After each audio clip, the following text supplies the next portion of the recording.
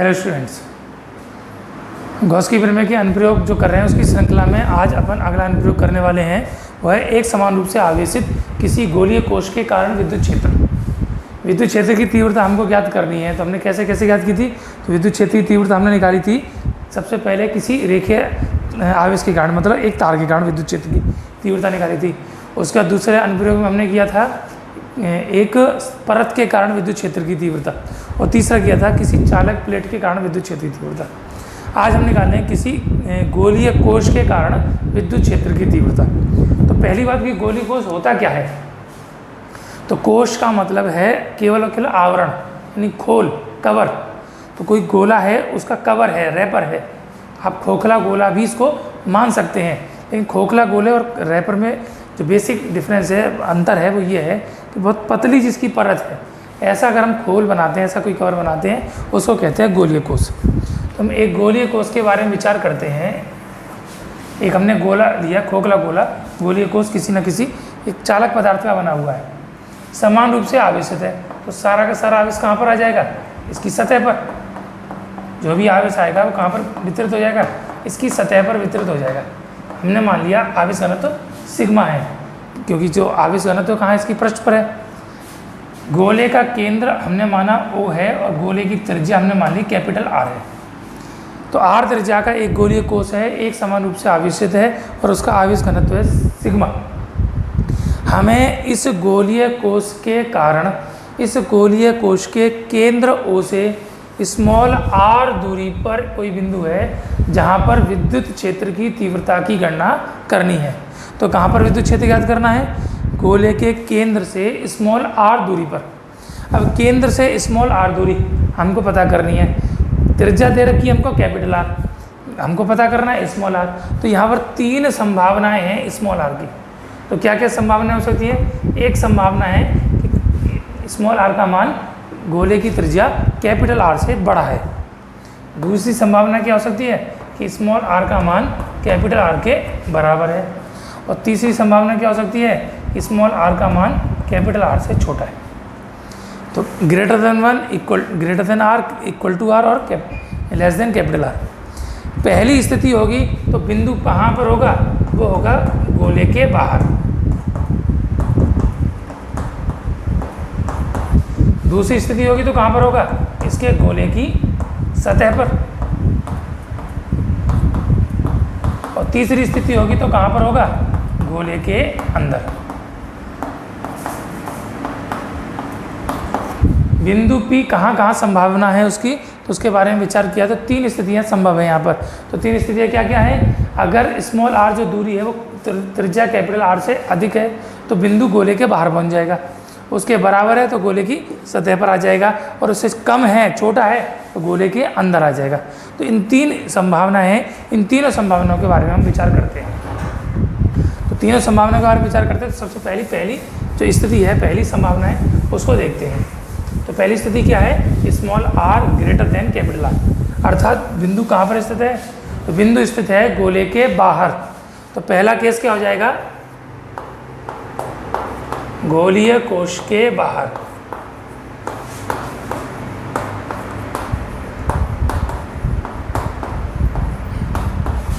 गोलीय कोश के बाहर, इसका मतलब small r greater than capital R। अब गोलीय कोश के बाहर कोई बिंदु P है जहाँ पर हमको विद्युत क्षेत्र की तीव्रता की गणना करनी है।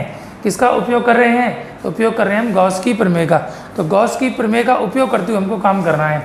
तो माना बिंदु P इस गोले के केंद्र O से स्मॉल r दूरी पर गोले के बाहर स्थित है। कहाँ पर स्थित है, बाहर, जहाँ पर हमको विद्युत क्षेत्र की तीव्रता की गणना करनी है। तो इसके लिए हमको क्या करना पड़ेगा, तो गॉस की प्रमेय के लिए ये आवेश जो कुछ भी है वो एक पृष्ठ के अंदर बंद होना चाहिए।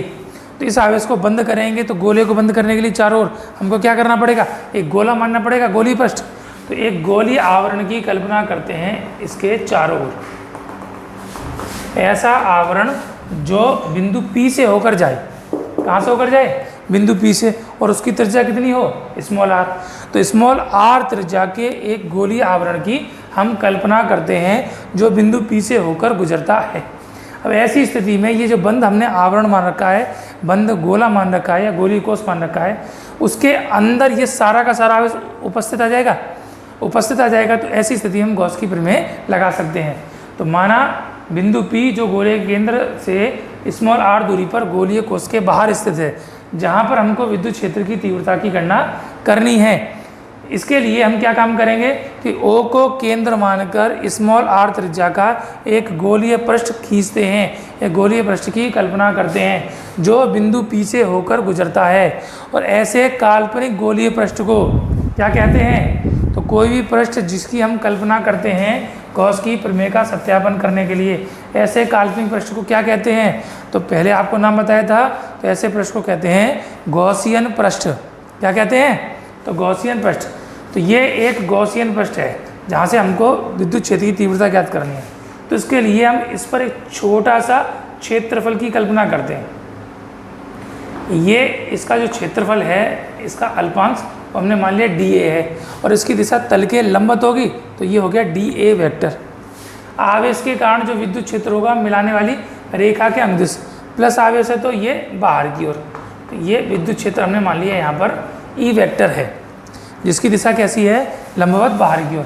तो P बिंदु पर हम जहाँ पर विचार कर रहे हैं वहाँ पर एक छोटा सा अल्पांश लेते हैं, इसकी सतह पर क्षेत्रफल अल्पांश जो है dA वेक्टर और विद्युत क्षेत्र की तीव्रता E वेक्टर है, दोनों समान दिशा में हैं। तो तब क्या निकालना है हमको? इस बिंदु से, बिंदु कौन सा है? P से निर्गत का मतलब निकलने वाला फ्लक्स, तो कितना हो जाएगा? d फाई P पॉइंट से, तो d फाई P, फाई मान लो P, हम दूसरा बिंदु नहीं ले रहे तो केवल d फाई P हम मान सकते हैं। कितना होगा? E vector dot dA vector. चित्र में देखते हैं दोनों समान दिशा में हैं, तो कोण बनेगा 0, ये हो जाएगा E dA cos 0 डिग्री, और cos 0 का मान कितना होता है? 1, तो d फाई बराबर आ जाएगा E इंटू dA, समीकरण 1। तो ये फ्लक्स का मान हो गया जो बिंदु P से होकर बाहर की ओर निकलेगा एक छोटे से हिस्से से।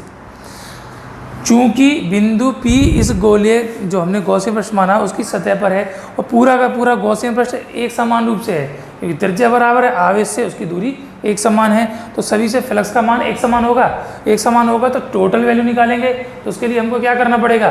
तो समाकलन करना पड़ेगा। तो अतः संपूर्ण गॉसियन पृष्ठ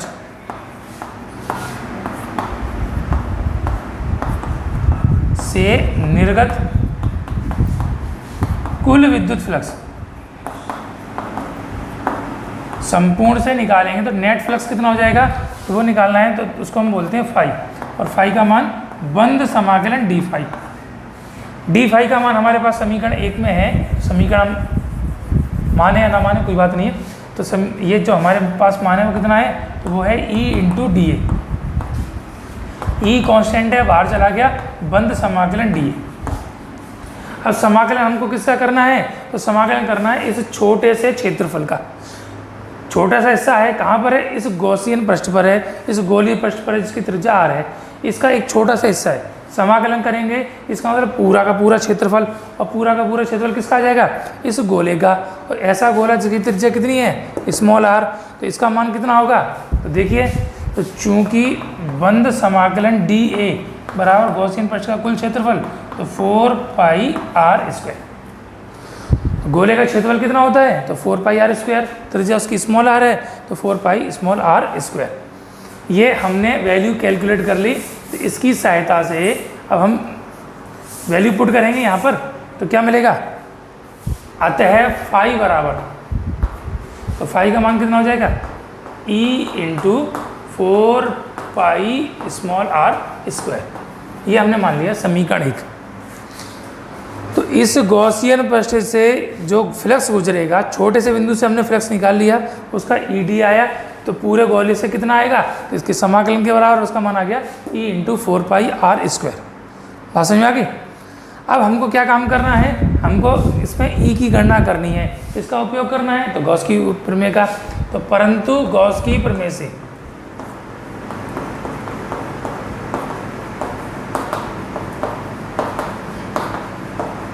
क्या होता है, तो फ्लक्स का मान होता है फाई बराबर सिग्मा क्यू बटे एप्सिलॉन नॉट, कुल आवेश बटे एप्सिलॉन नॉट होता है। अब कुल आवेश क्या होगा, तो इस गॉसियन पृष्ठ के अंदर बंद था, गॉसियन पृष्ठ के अंदर कितना आवेश बंद था, जो इस गोलीय कोष के ऊपर है, गोलीय कोष के ऊपर कितना आवेश है वो हमको ज्ञात करना है। तो चूंकि आवेश घनत्व सिग्मा बराबर कुल आवेश बटे इसका क्षेत्रफल, किसका क्षेत्रफल, इस गोले का जिस पर आवेश है, ऐसा गोला जिसकी त्रिज्या कितनी है, कैपिटल आर, तो हो जाएगा 4 पाई कैपिटल आर स्क्वायर। इसलिए सिग्मा क्यू इसका मान निकालेंगे तो कितना हो जाएगा, small sigma into 4 pi capital R square. तो इस तरीके से हमने इस गोलीय कोष पर कितना आवेश उपस्थित है, उपलब्ध है, उसके बारे में गणना कर ली। तो इसका मान कितना आया, small sigma into 4 pi R square. ठीक है, अतः फ्लक्स फाई बराबर, इस सूत्र में मान लगाएंगे तो small sigma into 4 pi capital R square बटे में एप्सिलॉन नॉट। ये हो गया समीकरण 2। तो गॉसियन पृष्ठ से गुजरने वाला फ्लक्स हमने मैथमेटिकली निकाला था, तो आया था E into 4 pi R square, E के पदों में। गॉस की प्रमेय से निकाला तो आया sigma 4 pi capital R square बटे एप्सिलॉन नॉट। ये भी फ्लक्स का मान है, ये भी फ्लक्स का मान है, दोनों समीकरणों की तुलना कर दो।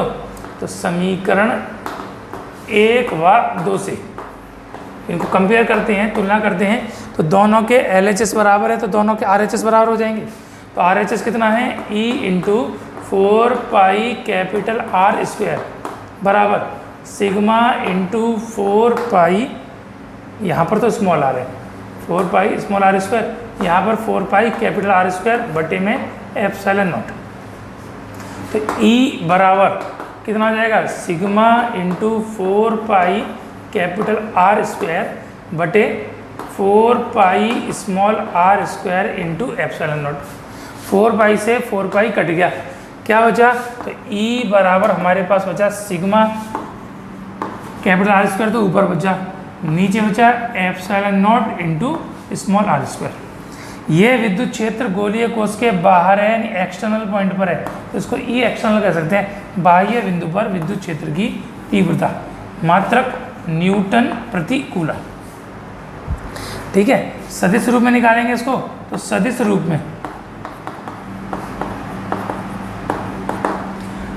में निकालेंगे तो क्या हो जाएगा, ई एक्सटर्नल वेक्टर बराबर सिग्मा कैपिटल आर स्क्वायर बटे एप्सिलॉन नॉट आर स्क्वायर। और दिशा कैसी है, स्मॉल आर के अनुदिश बाहर की ओर, तो ये आर कैप विद्युत क्षेत्र है, तो मात्रक न्यूटन प्रति कूलम।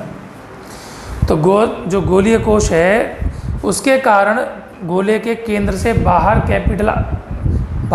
स्मॉल आर दूरी पर विद्युत क्षेत्र की तीव्रता, कैपिटल आर तो उसकी त्रिज्या है, तो स्मॉल आर दूरी पर विद्युत क्षेत्र की तीव्रता का मान sigma R square upon epsilon naught small R square. सदिश रूप में देखते हैं तो सिग्मा कैपिटल आर स्क्वायर बटे epsilon naught small R square into R cap.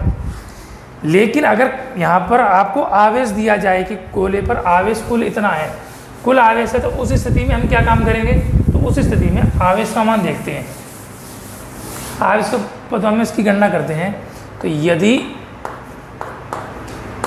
कोश पर कुल आवेश Q है तब सिग्मा का मान कितना हो जाएगा, Q upon 4 pi capital R square. ऐसी स्थिति में सिग्मा का हम मान लगा सकते हैं। अतः तो E बराबर कितना हो जाएगा, सिग्मा के स्थान पर हमने लगा दिया Q बटे 4 पाई कैपिटल आर स्क्वायर, गुणा में कितना है कैपिटल आर स्क्वायर बटे में epsilon naught small R square. तो क्या होगा, आर स्क्वायर से आर स्क्वायर कट जाएगा, क्या बचेगा, ऊपर तो Q बचा, 4 पाई नीचे पहुंच जाएगा, तो 4 pi epsilon naught R square. यह E बराबर, E एक्सटर्नल पॉइंट पर निकाला है बाह्य बिंदु पर, तो E एक्सटर्नल बराबर इसको लिख सकते हैं हम 1/4 पाई एप्सिलॉन नॉट और Q अपॉन आर स्क्वायर। ये हम जानते हैं किसके बराबर होता है, K के बराबर। तो E external is equal to K Q upon R square, ये विद्युत क्षेत्र की तीव्रता आ गई न्यूटन प्रति कूलम। तो ये हम जानते भी हैं बिंदु आवेश के कारण विद्युत क्षेत्र की तीव्रता। तो अगर आवेश के पदों में है तो वही रिजल्ट आएगा जो बिंदु आवेश के कारण विद्युत क्षेत्र की तीव्रता होती है। तो उसकी वजह क्या है? तो उसकी वजह ये है कि सारा का सारा आवेश जो उसकी सतह पर समान रूप से वितरित है, उन सभी का एक बिंदु से उसकी दूरी नज़दीक होगी, एक बिंदु से उसकी दूरी अधिक होगी। इसलिए सारे के सारे आवेश को हम उसके केंद्र पर उपस्थित मान सकते हैं, और केंद्र पर आ जाएगा तो बिंदु पर आवेश आ जाएगा, और बिंदु के कारण क्या होता है? के क्यू अपॉन आर स्क्वायर।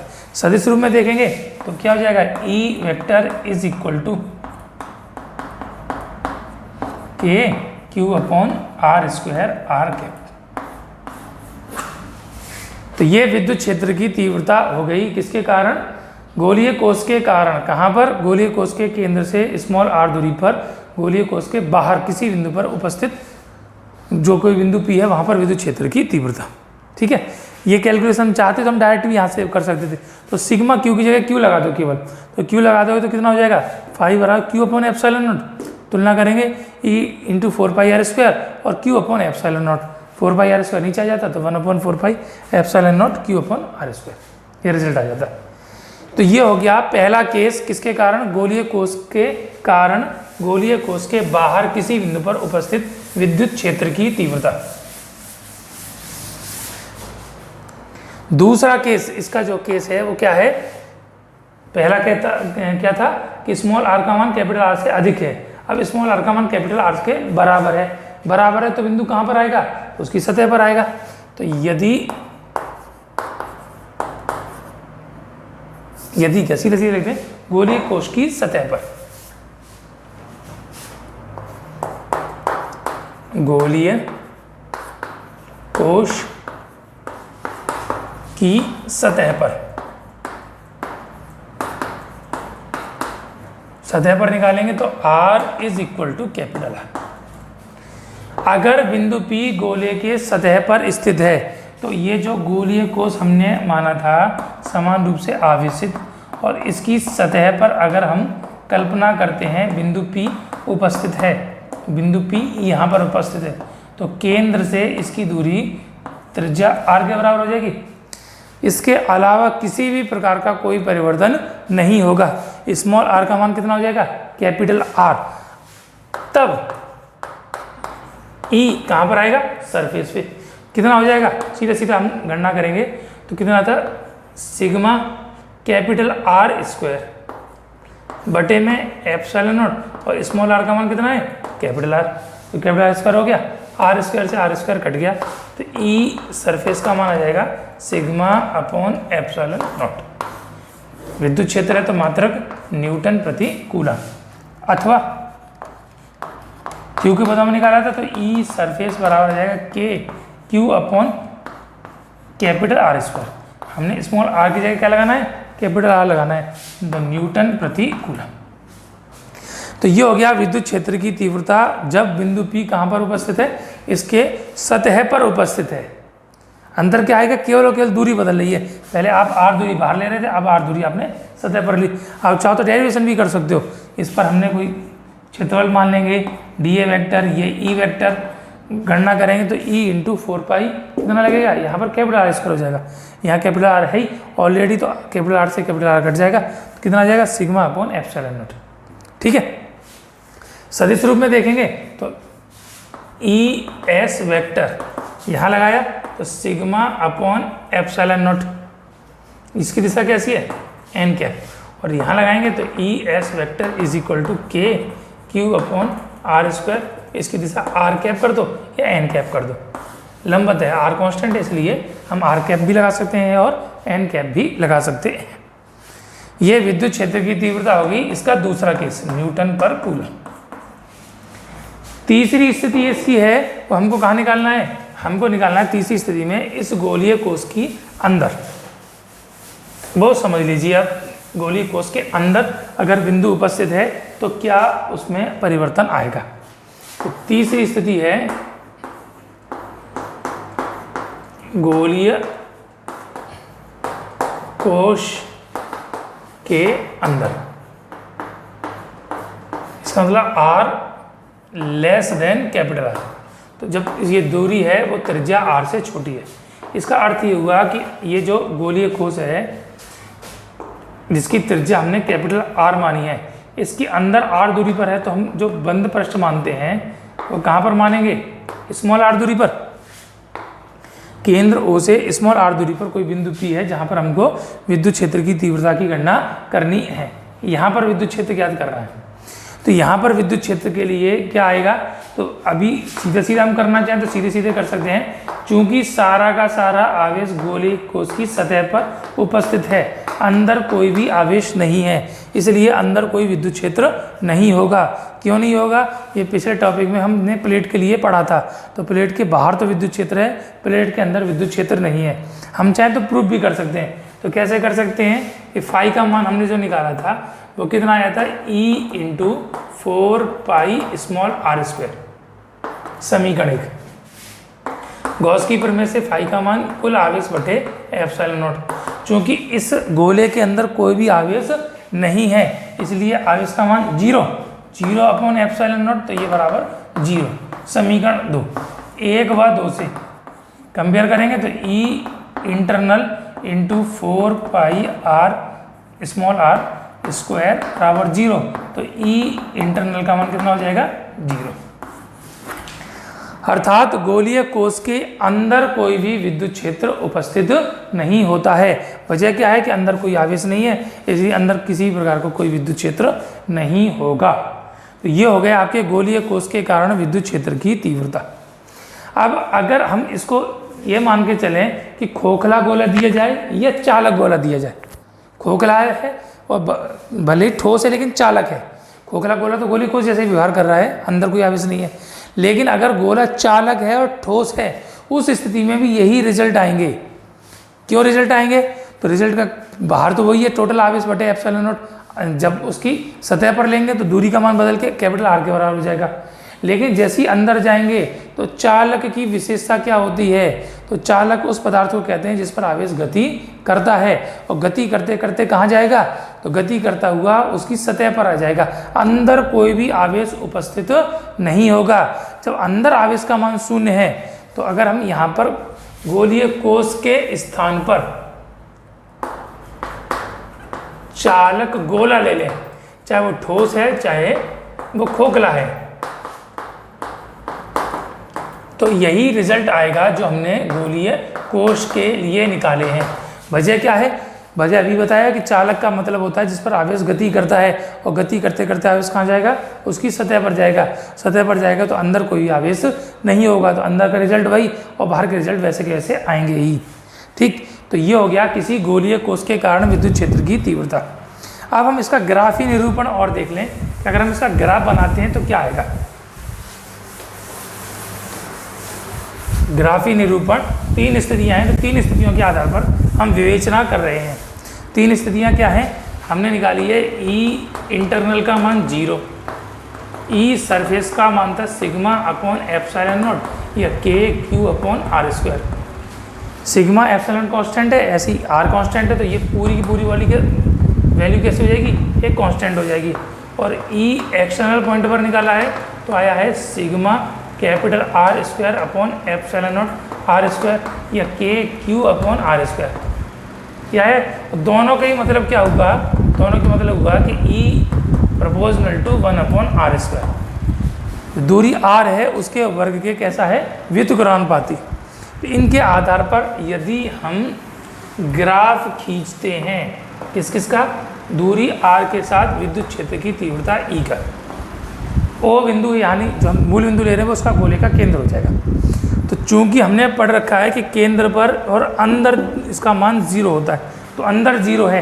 कहाँ तक 0 होता है? तो 0 होता है इसकी त्रिज्या r तक। अगर गोले की त्रिज्या r है तो इस दूरी तक कोई भी विद्युत क्षेत्र नहीं होगा, तो अंदर कोई विद्युत क्षेत्र नहीं होगा।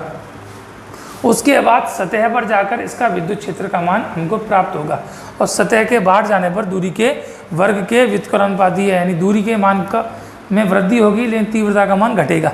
इसको उल्टा सोचें कि दूरी का मान कम होगा तो तीव्रता का मान बढ़ेगा। कहाँ तक बढ़ेगा? उसकी सतह तक बढ़ेगा।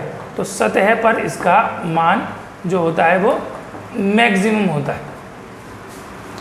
उसके बाद ये घटता है दूरी के वर्ग की अनुपाती, तो एक परवलयाकार बनेगा ये ई एक्सटर्नल प्रोपोर्शनल टू 1/r²। यहाँ पर ये कांस्टेंट है और कांस्टेंट भी कैसा है, मैक्सिमम है, और अंदर की तरफ कोई विद्युत क्षेत्र नहीं है। तो इंटरनल वैल्यू तो 0 हो गई, सरफेस पर कांस्टेंट और मैक्सिमम हो गया, सरफेस के बाहर दूरी के वर्ग के व्युत्क्रमानुपाती है। तो ये हमने गॉस की प्रमेय का एक अनुप्रयोग किया। यहाँ पर 2 अनुप्रयोग एक साथ हमारे हो गए, गोलीय कोश अथवा चालक गोला, ठोस अथवा खोखला कैसा भी, तो उसके कारण विद्युत क्षेत्र की तीव्रता, ये रिजल्ट आएंगे।